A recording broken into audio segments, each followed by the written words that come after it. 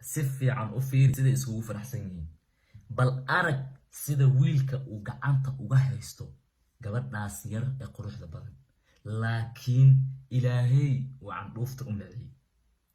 allah subxaanahu watacaala qofka hadduu rabo inuu candhuufta u miciyey isagoo wax cunnu cayilaa, laakiin cayilkeedii gabadhan walaasheen ah arooskeeda iyadoo loo taagan yahay oo farxad ay jirto, dadkii kasoo qayb galay dhaga hadal ayay ku bilaabeen.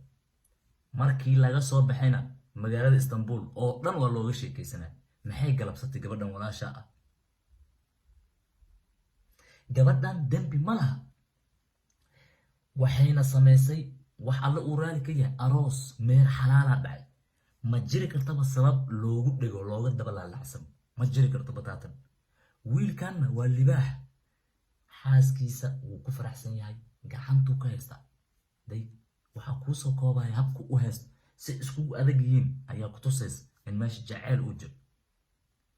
laakiin soomaalida dhib weyn ayaa daashaday oo ah haddii ninka ama wiilka uu guursado gabar xoogaa cayilan oo hilibka uu boobay oo alle candhuufti u maceeyey, markiiba waxay la soo boodayaan islaam waayee loo guursaday.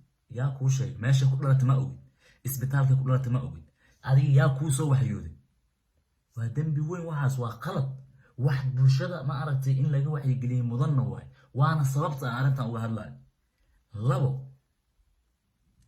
marka nin waayeel ah oo odaya oo da'da ay ceerinayso uu guursado gabar yar oo 17 sano jir ah, dadka waxay leeyihiin maasha allah maasha allah, ninkaa weyn ayaa abaayo ku dhaqan kara.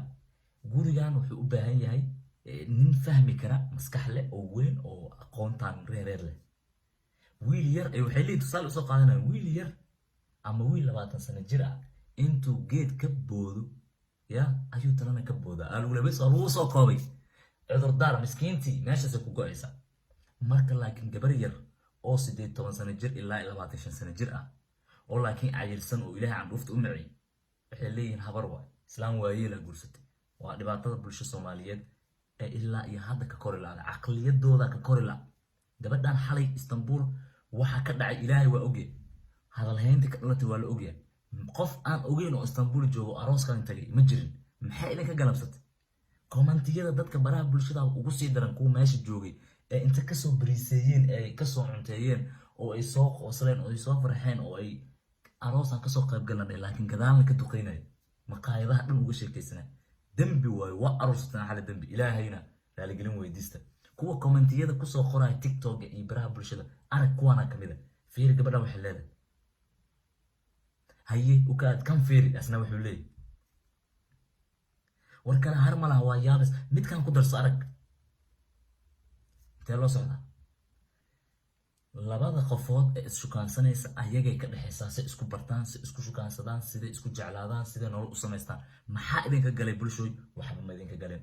wacyigelintan ha la qaato, war isku mashquulka ha la joojiyo. intaad ku mashquuli laheedeen dad kale danihiina idinka badan. laba lamaano waaye, labadan lamaano waxay mudayin taale in loo maanta haddaa engineer dhisma ahaan lahaa, designan keliya inta u sameeyo aan u taagi lahay alaab baaris amala loofna kona uga qori laanay lahay lamaanihii nolosha. sababto waa mudan yihiin. fiiri kalsoonida iyo isku dhigga gacanta iyo xarakaadka iyo fiiri kasoo darsta taas. mid kalaaba jirtaba, war ninaa guursanaya gabar guurka hore uu ka hadlaabay oo ilmo dhashay. markaasaa dadkii waxay leeyihin gabar ilmo badan dhashay oo guursaday ninkii, xaalkiisii waa u dhamaatay. waxyaabaha in laga weynaado caqliyadda dadka ka weynaadaan muhiimka ah. kasoo tag, nin ilmo dhalay oo reer hore lahaa ayaa gabar guursanay. nin qabiir, nin aad u fiican waa ninkaas. maya aaba Soomaaliyeed mas-uul waaye, mas-uul aanu leeyahay. waa in la sinaadaa oo gabadha keliya aan wax xun la saarin. gabadhan wax xun ma samaynin. maanta aroosay dhigatay, waa la farxay, lamaanayaashii wada qoslay, waa la boodbooday. dhinacaaga daada ka farxi karin ka aamus.